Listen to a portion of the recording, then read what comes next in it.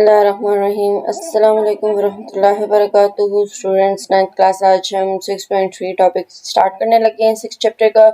ठीक है, और 6.1 एंड 6.2 हम कवर कर चुके हैं। और ये आपका जो चैप्टर है, ये जो हार्डवेयर एंड सॉफ्टवेयर हैं उनकी सेफ्टी से रिलेटेड है। ठीक है, और साइबर अटैक्स अगर हो जाए तो क्या करना चाहिए, हमें कैसे अपने डाटा जो है वो सेव रखना चाहिए, या अपने सॉफ्टवेयर्स को अपने आप को सेव साइबर बुलिंग से या हैकिंग से या किसी भी चीज़ से अनऑथराइज्ड एक्सेस से जो है वो सेव कैसे रखे, और क्या क्या इक़दाम करने चाहिए, ये सारा कुछ इसमें इस चैप्टर के अंदर है। तो हम अभी इम्पैक्ट्स ऑफ कंप्यूटिंग चैप्टर का नाम है। तो अभी हम जो है वो safe use of digital platform discuss करने लगे हैं। पूरी वीडियो अच्छे से देखिएगा ताकि आपको अच्छे से सब कुछ क्लियर हो सके। ठीक है, और ये नेक्स्ट टॉपिक जो होगा आपका वो ये पूरा चैप्टर ही तकरीबन मेमोराइज करने वाला है। ठीक है, ये रट्टा लगाने वाला ही है, तो आपको रट्टा ही लगाना पड़ेगा। कॉन्सेप्ट्स बाकी स्टार्टिंग में जितना मैंने फर्स्ट एंड सेकंड लेक्चर पढ़ाया उसमें कॉन्सेप्ट्स थे। ठीक है, तो अगला नेक्स्ट जो आएगा ना टॉपिक, वो आपके पास टोटली रट्टा ही है। अभी हम ये टॉपिक देख लेते हैं, safe use of digital platform. Safe use of digital platform is vital in today's interconnected world. आज की दुनिया जब हम एक दूसरे के साथ कनेक्टेड हैं, तो हमें क्या करना पड़ता है, जो डिजिटल प्लेटफॉर्म्स की यूज़ को सेफली यूज़ मतलब करना होता है। Whether you are using social media, चाहे आप सोशल मीडिया यूज़ कर रहे हो, चाहे आप ऑनलाइन बैंकिंग कर रहे हो, चाहे आप ईमेल कर रहे हो, चाहे आप डिजिटल सर्विसेज या कोई भी एक्सेस कर रहे हो, कोई भी यूज़ कर रहे हो डिजिटल सर्विसेज, आपको हर हाल में क्या करना है। बेस्ट प्रैक्टिस है कि आप पर्सनल इंफॉर्मेशन अपनी प्रोटेक्ट रखें और प्राइवेसी का बहुत ज़्यादा ख्याल रखें। ठीक है, ताकि आपका डाटा जो है वो प्राइवेट रह सके, और जो आपकी पर्सनल इंफॉर्मेशन है वो लीक ना हो सके, हैक ना हो सके, मिसयूज ना हो सके। ठीक है, तो चाहे आप ऑनलाइन बैंकिंग कर रहे हैं, ईमेल कर रहे हैं, या कोई और डिजिटल सर्विसेज या सोशल मीडिया यूज़ कर रहे हैं, कोई भी मतलब यूट्यूब, फेसबुक, इंस्टा वगैरह जो भी यूज़ कर रहे हैं, तो वहाँ पे जब डिमांड की जाती है पर्सनल इंफॉर्मेशन की, तो जो नेसेसरी होती है, नीड होती है, वही आपने पर्सनल इंफॉर्मेशन देनी है, और केयरफुली देनी है, और प्राइवेसी का भी बहुत सारा ख्याल रखना है। ठीक है, बाय फॉलोइंग सेफ्टी गाइडलाइंस। कौन कौन सी सेफ्टी गाइडलाइंस हैं? You can significantly enhance your online safety and minimize the risk associated with using digital platform. It is important to remain vigilant and proactive in protecting your digital identity. अपने digital identity को protect करने के लिए पहले ही से आपको active होना चाहिए कि कोई ऐसा अगर कुछ हो जाता है तो हमें क्या करना है। ठीक है, और विजिलेंट रहना है आपको क्या करना है, अपनी पर्सनल इंफॉर्मेशन जो है जो आइडेंटिटी है उसको प्रोटेक्ट रखने के लिए पहले से आपको एक्टिव भी होना है, और इसके अलावा मुहतात भी रहना है आपको। इसकी ये इम्पॉर्टेंट है कि आप जो है वो एक्टिव रहें, मुहतात रहें, आपको पता हो कि अगर इस तरह का कुछ हो जाए तो मुझे क्या करना है। ठीक है, the safe use of digital platform. The safe use of digital platform is the practice of using them in a way that protects your privacy, security and well-being. आपकी प्राइवेसी और सिक्योरिटी जो है वो इस तरह से प्रोटेक्ट रहेगी digital platform के ऊपर। आप अच्छे से जो भी इसका यूज़ करना चाहते हैं वो आप कर पाएंगे, अगर आप अपनी प्राइवेसी और पर्सनल इंफॉर्मेशन का ख्याल रखते हैं तो। ठीक है, नेक्स्ट आपके पास safe use of data searches. Data search करते हुए हमें किन बातों का ख्याल रखना चाहिए, ये हम यहाँ पे डिस्कस करने लगे हैं। Safe use of data searches,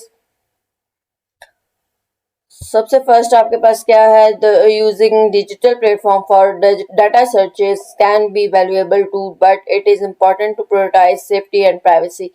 अगर आप जो है वो डिजिटल प्लेटफॉर्म यूज कर रहे हैं, डाटा सर्च करने के लिए डिजिटल प्लेटफॉर्म यूज़ कर रहे हैं, तो ये ज़्यादा बेटर टूल है माना जा सकता है। लेकिन जो जब भी आप सर्च कर रहे हो तब भी आपको सेफ्टी और प्राइवेसी का बहुत ख्याल रखना है। Stick to well known and trusted platform for your data searches. आप डाटा सर्च जो कर रहे हैं तो आपकी जो वेबसाइट्स हैं, जो प्लेटफॉर्म है जहाँ पे भी आप सर्चिंग कर रहे हैं वो ट्रस्टेड प्लेटफॉर्म होनी चाहिए, नोन होनी चाहिए, आपको पता होनी चाहिए, ठीक है। जैसा कि गूगल है, यूट्यूब है, याहू है, और ये आपके पास यांडेक्स है, ask.com, बिंगो है, ये माइक्रोसॉफ्ट बिंग है, ठीक है। तो ये आपके पास जो है वो सेफ साइट्स हैं सर्चेस के लिए, ठीक है। और इन्हीं को आपने यूज करना है, यानी कि नोन जो साइट्स हैं वही आप यूज करेंगे, जो आपके पास ट्रस्टेड प्लेटफॉर्म्स हैं वही आप यूज करेंगे सर्चेस के लिए।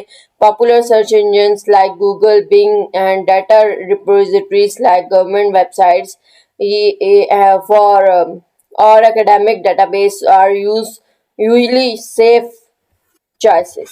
ये चंद इन्होंने एग्जांपल्स भी दे दी कि कौन कौन सी जो चॉइसेस हैं वो सेम होती हैं, हम यूज भी करते हैं। गूगल सर्च जो है वो हम सर्च इंजन यूज करते हैं, माइक्रोसॉफ्ट बिंग है, इसके अलावा जो गवर्नमेंट की वेबसाइट्स होती हैं, डाटाबेस, एकेडमिक डाटाबेसेस होती हैं, वो सारी चॉइसेस आपके पास सेफ चॉइसेस हैं, ठीक है, यानी कि वो ट्रस्टेड प्लेटफॉर्म्स हैं। Avoid sharing sensitive personal information, अपनी सेंसिटिव पर्सनल इंफॉर्मेशन जो है वो शेयर करने की जरूरत नहीं है, उनको उनसे आपने बचना है। ये जो चाहिए जस्ट वही आप उनको देंगे। व्हेन कंडक्टिंग सर्चेस कंडक्ट करते हुए आपने पर्सनल इंफॉर्मेशन देने से अवॉइड करना है। Most searches don't require you to provide your personal detail, कुछ ऐसे सर्चेस हैं जिनमें ज़रूरत नहीं होती है, डिटेल आपको नहीं देनी पड़ती, तो आप ना दें, ये नहीं कि फिर भी आप दे रहे हैं, नहीं देनी है आपने, ठीक है। जब डिमांड नहीं है तो फिर क्या ज़रूरत है देने की। Avoid entering sensitive personal information, for example social security numbers, जैसे कि क्रेडिट कार्ड नंबर है, डिटेल है उसकी, या सोशल सिक्योरिटी नंबर है, ये सारी पर्सनल इंफॉर्मेशन जब आप सर्च इंजन यूज कर रहे हो तो देने की जरूरत नहीं होती है, मतलब ना दें, ठीक है। और if you must search for search information, ऐसी इंफॉर्मेशन अगर आपको सर्च करनी भी पड़ जाती है, use secure and official website, तो आप ऑफिशियल और सिक्योर वेबसाइट ही चूज करें जहाँ पे आपको पर्सनल इंफॉर्मेशन देना मजबूरी है। तो उसके लिए आप क्या यूज करेंगे, ऑफिशियल वेबसाइट्स यूज करेंगे। Safe use of social network, social network का भी इस्तेमाल आपने बहुत एहतियात से करना है। कैसे? Safe use of digital platform like social network is essential to protect your personal information, privacy and overall online security. Online security का जो है वो इम्पोर्टेंट है कि आप अपना पर्सनल इंफॉर्मेशन, प्राइवेसी का ख्याल रखा जाए, ठीक है। ये आपके पास डिफरेंट जैसे कि फेसबुक है या यूट्यूब है और भी बहुत सारी है, तो ये सोशल मीडिया, इंस्टा है, तो इनमें भी आपको अपनी पर्सनल इंफॉर्मेशन सेफ रखनी होती है, यानी कि प्रोटेक्ट रखनी होती है, ताकि आप का जो डाटा है वो मिसयूज ना हो। प्राइवेसी का अपना बहुत ख्याल रखना है। Social media can be great way to connect and share, connect करने के लिए और शेयर करने के लिए सोशल मीडिया बहुत इम्पोर्टेंट प्लेटफॉर्म है, ठीक है। Way to connect and share, it is important to use these platforms responsibly and safely to protect your personal information and privacy. Only share personal information that you are comfortable sharing, जो आप आसानी से आराम से personal information share कर सकते हैं, जिसमें कोई ऐसी जो है वो प्रॉब्लम नहीं है। अगर शेयर करें भी आप तो वो इंफॉर्मेशन आप शेयर करें, ठीक है। और जो इंफॉर्मेशन ज़्यादा पर्सनल है, जो पब्लिक नहीं रख सकते, आप वो शेयर ना करें, ठीक है। पब्लिक के साथ जो आप शेयर करना कंफर्टेबल आपके लिए, आप वही जस्ट शेयर करें, लिमिटेड यानी कि शेयर करें अपनी पर्सनल इंफॉर्मेशन जो ज़रूरी होती है। Be specially careful about sharing financial information, यानी कि फाइनेंशियल इंफॉर्मेशन, आप इनकम वगैरह ये शेयर करने की ज़रूरत नहीं होती। मेडिकल इंफॉर्मेशन शेयर ना करें, अपना होम एड्रेस वगैरह जो है उसमें ना डालें, ठीक है। इतनी डिटेल ना डालें जो रिस्की हो। तो ये था आपके पास 6.3 में इतना ही कि आपने सेफ यूज़ किस तरह से करना है। एक तो आपके पास सोशल मीडिया में सेफ यूज़ कैसे किया जा सकता है, ये क्वेश्चन आपके पास बन के आ सकता है, ठीक है। और डाटा सर्चेस हम किस तरह से सेफली यूज़ कर सकते हैं, तो ये आपके पास 2 क्वेश्चंस बनते हैं safe use of digital platform के। User privacy and intellectual property के लॉस कौन से हैं वो हमने देखने हैं। इंटेलेक्चुअल प्रॉपर्टी के बारे में मैं पहले भी आपको बता चुकी हूँ। In the digital age where private information and original work are shared and kept online progressively, जहाँ पे प्राइवेट इंफॉर्मेशन और ऑनलाइन वर्क जो हम शेयर करते हैं दूसरे के साथ, kept online progressively. Rules protecting user privacy and intellectual property are crucial. Rules उनके लिए जो है वो इम्पोर्टेंट होते हैं in order to protect people's right, लोगों का राइट जो है उनका उनकी हिफाजत के लिए, and protect a just and progressive society. Society जो है, जो प्रोग्रेसिव सोसाइटी एहसास उसको उनकी राइट्स का ख्याल रखने के लिए और प्रमोट करने के लिए हमें ये लॉज जो है वो ज़रूरी होते हैं, इनको जानना भी है और इनका पता भी होना चाहिए. प्रोटेक्शन ऑफ इंडिविजुअल राइट्स के प्रोटेक्शन के लिए सबसे फर्स्ट आपके पास यूज़र प्राइवेसी है.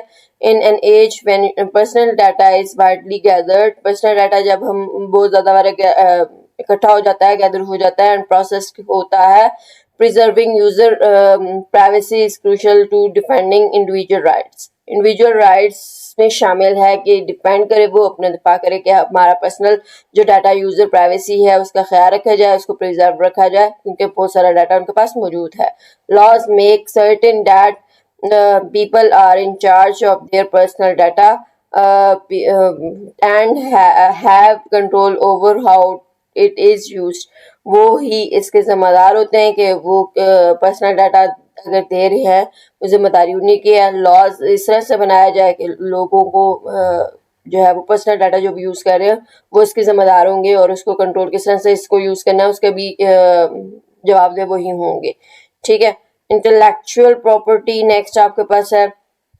इंटेलेक्चुअल प्रॉपर्टी में क्या है? Intellectual property, the rights of intellectual property.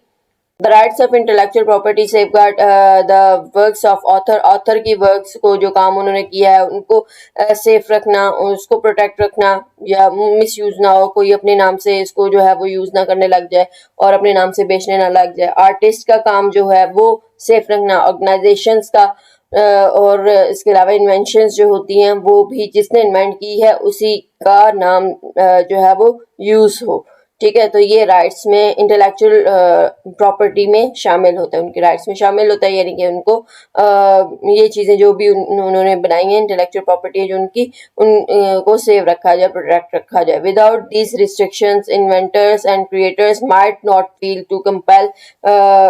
Feel compelled to devote the necessary time and resources to their work. जाहिर सी बात है, अगर उनको ये रिस्क होगा कि हमारा डाटा जो है वो मिसयूज होगा या कॉपीज बन के जो है वो कोई अपने नाम से यूज कर लेगा, तो वो कभी भी नहीं बनाएंगे. इन्वेंटर्स और क्रिएटर्स जो है वो इस तरह का काम कभी भी नहीं करेंगे. अपनी डिवोशन, अपनी सारी जो क्या कहते हैं वर्क है वो अपना उस काम पे रिसोर्सेज अपने यूटिलाइज, अपनी एबिलिटीज जो है वो अपना टाइम जो है वो कभी भी यूटिलाइज फिर नहीं करेंगे. ठीक है. क्योंकि उन्हें होगा कि हमारा तो सेफ ही नहीं है, तो फिर रिस्ट्रिक्शन ये काम करने का क्या फ़ायदा. Thereby restricting their ability to innovate. तो इसलिए हमें उनकी एबिलिटीज़ को एनहेंस करने के लिए, उनकी एबिलिटी को बाहर लाने के लिए हमें ये काम इकदाम करने होंगे कि सेव रखा जाए उनकी जो अथॉरिटी है, उनकी जो प्रॉपर्टी है इंटेलेक्चुअल उसको. ठीक है. यानी कि जो ऑथर है, जो भी उसने बुक बनाई है उसको सेफ रखा जाए, प्रोटेक्ट रखा जाए, उसके लिए ये रूल्स बनाए गए. ठीक. नेक्स्ट आपके पास है जी prevention of unauthorised use. Unauthorised use की से बचाओ. User privacy laws that protect user privacy have to prevent unlawful access to and use of personal information. Personal information का यूज और unlawful access से बचने के लिए जो यूजर प्राइवेसी को प्रोटेक्ट करने के लिए कुछ लॉज बनाए गए हैं. ठीक है. यूजर प्राइवेसी के लिए, ताकि ये इम्पॉर्टेंट है कि आइडेंटिटी थेफ्ट से बचा जा सके, उससे बचाव के लिए ये ज़रूरी है. फ्रॉड से बच सकें ताकि, और other types of crimes that could hurt people, जो लोगों को नुकसान पहुंचा सकते हैं. दूसरे टाइप के साइबर क्राइम्स जो हैं वो उनसे भी बचा जा सके. साइबर क्राइम क्या होता है? साइबर क्राइम वो होता है जिसमें कोई टेक्नोलॉजी यानी कि इंटरनेट है या कंप्यूटर का यूज़ हो. ठीक है. इस तरह के क्राइम्स को साइबर क्राइम कहते हैं. ऐसे क्राइम्स जिनमें टेक्नोलॉजी या इलेक्ट्रॉनिक डिवाइसेस, इंटरनेट या कंप्यूटर वगैरह जो है वो यूज़ हो रहा होता है, उसको साइबर क्राइम्स बोलते हैं. ठीक है. तो साइबर बुलिंग भी, साइबर अटैक्स, ये सारा इसी में आता है फिर। ठीक है, साइबर यानी कि जो टेक्नोलॉजीज वगैरह यूज करके क्राइम किए जाएं। नेक्स्ट आपके पास intellectual property. Without intellectual property law there would be little incentive for business and individuals to invest in developing new technology. नई टेक्नोलॉजीज को डेवलप करने में इन्वेस्ट करना होता है इंडिविजुअल्स और बिजनेसेस के लिए, ये एक लिटिल इंसेंटिव है। और content protecting intellectual property ensures that creator और इनोवेटर्स जो हैं उनको ये फ़ायदा होना चाहिए कि ये इंटेलेक्चुअल प्रॉपर्टी ला ये इंश्योर करता है कि उनको ये फ़ायदा होगा कि वो अपना काम जो है वो कर सकते हैं सेफली। जो उनका डाटा है, उनका जो काम है वो उनकी जो जो भी उन्होंने वर्क किया है, मेहनत की है, वो सेफ रखा जाएगा, प्रोटेक्ट रखा जाएगा किसी भी किस्म के हैक से, किसी भी किस्म की जो मिसयूज से। ठीक है, और एनकरेज, इस तरह से एनकरेज करते हैं वो फर्दर इनोवेशंस के लिए उनको, ताकि वो मजीद से मजीद इस पे काम करें। कंप्यूटर रिलेटेड लॉस कौन कौन से हैं? नेक्स्ट आपके पास लॉस के बारे में बताया जा रहा है, तो ये आपको फुल याद करना होगा, रट्टा ही है सब। There are several computer-related laws that govern various aspects of digital activities and technologies. Digital activities और technologies से related कुछ laws, computer-related laws हैं। It is important to note the laws can vary by country. Countries to country vary करते हैं। कुछ country में किसी किस्म के laws होंगे, कुछ कंट्री में किसी किस्म के होंगे। New regulations may have been passed. Here some common computer related laws that exist in various jurisdiction, जो ज़्यादातर अदालत में पेश होते हैं। कंप्यूटर रिलेटेड लॉज वो कॉमनली जो यूज़ किए जा रहे हैं यहाँ पे डिस्कस किए हुए हैं। Computer fraud and abuse act है सबसे फर्स्ट आपके पास, और इसमें क्या होता है, तो ये जो है वो 1986 में कानून बना, मतलब ये लॉ आया और यूएसए में है ये लॉ लागू होता। ठीक, this law address unauthorized access to computer system and data as well as activities related to computer fraud and abuse। नाम से ही ज़ाहिर है कि कंप्यूटर से रिलेटेड जो फ्रॉड किए जाएंगे या अब्यूजेस होंगे उनसे रिलेटेड एक्टिविटीज़ जो है वो ये लॉ लेता है और ये एड्रेस करता है। अनऑथराइज्ड एक्सेस को, जो कंप्यूटर सिस्टम से रिलेटेड होते हैं या डाटा को अनऑथराइज्ड तरीके से, इलीगल तरीके से एक्सेस करने की कोशिश करते हैं, उनके खिलाफ ये लॉ जो है वो बनाया गया।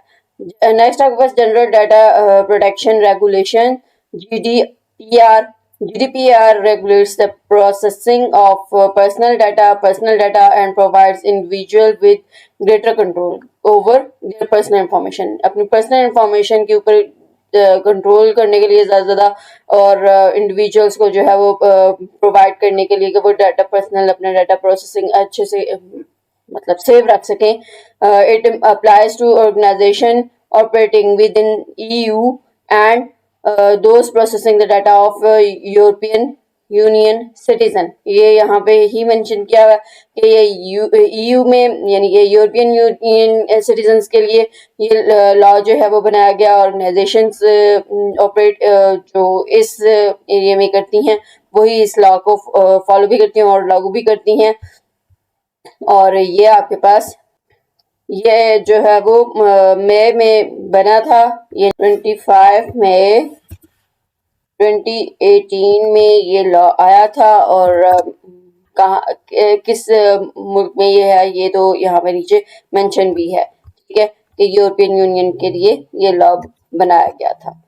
ठीक, तो ये GDPR general data protection regulation, data को प्रोटेक्ट करने के लिए जो रेगुलेशन जो लॉ बनाए गए वो इसमें शामिल हैं। ठीक, और digital millennium copyright act. Digital millennium copyright act जो है वो आपके पास DMCA addresses copyright infringements issues related to digital content and provides a platform for dealing with copyright protection in online environment। Online environment में रहते हुए copyright protection के साथ deal करने के लिए ये फ्रेमवर्क बनाया गया था। ये प्रोवाइड करता है आपको और उनसे रिलेटेड डिजिटल कंटेंट से रिलेटेड जो इश्यूज आते हैं उनको कंट्रोल करने के लिए के लिए लॉ जो है वो ये एड्रेस किया गया था DMCA, जिसका नाम है, और ये बनाया गया था 1998 में यूएस के लिए। ठीक है, तो ये ऊपर ही मैं मेंशन कर देती हूँ, 1998 में यूएस के लिए, यूएस मुल्क में ये जो है वो लॉ बना और उन लोगों के लिए बनाया गया, और 1998 में ये लॉ आया था। नेक्स्ट आपके पास है जी electronic communication privacy act, ECPA। ये फुल फॉर्म्स आपको सबकी याद करनी होंगी, ये हमेशा याद रखिएगा। ठीक है, सबकी फुल फॉर्म्स आपके पास आ सकती हैं, इसलिए ये आपको याद होनी चाहिए हर सूरत। ECPA sets the legal framework for interception of electronic communication and unauthorized access of to stored electronic communication। electronic communication से related एक्ट आया है ये आपके पास, और अनऑथराइज्ड एक्सेस अगर कोई करता है लीगल वे में, अगर नहीं, मतलब ये लॉ इसलिए बना कि इलीगली अगर कोई एक्सेस करता है उस दौरान जब हम कम्युनिकेशन कर रहे होते हैं, कम्युनिकेट आपस में कर रहे होते हैं, और वहाँ पे जो डाटा स्टोर होता है उनको अनलॉफुली इलीगली यानी कि कोई एक्सेस ना कर सके। ठीक है, तो उसके लिए ये लॉ जो है वो बना था, और ये लॉ जो है आपके पास 1986 में आया। ये भी यूएस के लिए ही बना था। ठीक है, 1986 में यूएस के लिए। नेक्स्ट हम चलते हैं, नेक्स्ट कौन सा लॉ है? Telecommunication interception and access act. This law addressed the interception of telecommunication and access to communication data in Australia। Australia में ये जो है वो लॉ आया, और इसमें क्या होता है कि कम्युनिकेशन और एक्सेस की इंटरप्रिटेशन के लिए ये एड्रेस किया जाता है, यानी कि कम्युनिकेशन, इसमें भी जो डाटा कम्युनिकेट कर रहा है उसे कंट्रोल करने के लिए ये लॉ जो है वो आया था। और ये लॉ जो है वो 1996 में यूएस के लिए बनाया गया था। ठीक है, 1996 में 1996 में ऑस्ट्रेलिया के लिए जो है वो ये आया था। नेक्स्ट आपके पास personal information protection and electronic documents act, PIPEDA, PIPEDA, personal information protection and electronic documents act. अब ये क्या है? रेगुलेट करता है collection, use and disclosure of personal information की डिस्क्लोजर और उसके यूज को और उसकी कलेक्शन अगर है प्राइवेट सेक्टर्स में तो उनको सेव करने के लिए ये यूज किया जाता है। ये लॉ आया आपके पास, और ये कनाडा में जो है वो लागू किया गया था। ठीक है, और ये लॉ जो है वो 2000 में आपके पास आया था। इस लॉ को लागू किया गया 2000 में, और 2000 में कनाडा के अंदर ये लॉ अप्लाई किया गया। और नीचे आप जो ऊपर आपके पास था टेलीकम्युनिकेशन, वो ऑस्ट्रेलिया के लिए था, वो तो मेंशन ही है। ठीक है, और 1996 में आया था। नेक्स्ट आपके पास computer crimes act, various countries में जो है वो ये लागू हुए थे। Many countries have enacted laws specially addressing computer crimes encompassing offenses such as unauthorized access है, या डाटा इंटरफेरेंस है, या सिस्टम इंटरफेरेंस है, तो उनके लिए ये लॉ जो है वो डिफरेंट ममालिक में बनाया गया था, लाया गया था। डिफरेंट मुल्क में ये लॉ है। अच्छा, नेक्स्ट आपके पास जो चिल्ड्रन से रिलेटेड है, online privacy protection act, COPPA. ये कोपा जो है वो रेगुलेट से होता है online collection of personal information for children under the age of 13 के अंडर जो एज होती है उनकी पर्सनल इंफॉर्मेशन को की कलेक्शन के लिए, ऑनलाइन कलेक्शन के लिए जो बच्चों की से पर्सनल इंफॉर्मेशन ली जाती है अंडर एज 13, उसके लिए ये रेगुलेट करता है COPPA law. Cyber security law जो है वो चाइना ने इसको जो है वो लागू किया। Has enacted comprehensive cyber security law to regulate various aspects of cyber space activities के बहुत से एस्पेक्ट्स को रेगुलेट करने के लिए ये लॉ आपके पास आया था चाइना में। और इंक्लूडिंग डाटा प्रोटेक्शन, इसमें डाटा की प्रोटेक्शन भी जो है वो जरूरी बनाई जाती है, मतलब उसके खिलाफ भी एक्ट किया जाता है। और critical information infrastructure security. These are just a few examples। ये आपके पास कुछ एग्जाम्पल्स हैं अभी जो कि बहुत सी कंट्रीज में ओन की जाती हैं regulations and laws related to computer use data protection and online activities और डाटा प्रोटेक्शन और कंप्यूटर यूज के लिए ये लॉज जो है वो लागू किए जाते हैं. It is crucial to be aware of and comply with specific laws applicable to your jurisdiction. आपकी अदालत में जो है वो आपको इस बारे में अवेयर होना चाहिए इन लॉज के बारे में, ठीक है, कि कौन सा किसके लिए है, ताकि अदालत में ये अप्लाई किया जा सके. और ये आपका था 6.4 टॉपिक. होप सो आपको इसकी भी समझ आ चुकी होगी. ये आपके पास कुछ क्वेश्चन बैंक्स हैं 6.3 और 6.4 से रिलेटेड. सबसे पहले आपके पास how data search can be use safely, वो डाटा सर्च वाला जो टॉपिक था उसके बारे में question. How social networking can be use safely. उसके बाद आपके पास इंटेलेक्चुअल प्रॉपर्टी राइट्स के बारे में पूछा जा सकता है. और बाकी जितने भी लॉज थे उनका पर्पस क्या है वो एक एक लाइन में जो आपके पास लिखा था, ठीक है, तो वो क्वेश्चन बना के आपसे पूछा जा सकता है. और नेक्स्ट आपको मैं कुछ सिनेरियो बेस्ड क्वेश्चंस जो है वो शो कर देती हूँ, ताकि आपको आइडिया हो जाए कि सिनेरियो बेस्ड अगर क्वेश्चन आ जाए तो वो किस तरह से आएगा, ठीक है. सिनेरियो बेस्ड क्वेश्चन आपके पास कुछ इस तरह के हो सकते हैं कि कंपनी जो है वो सफर कर रही है डाटा ब्रीचेस को, तो पर्सन जो कस्टमर है उसको किस तरह से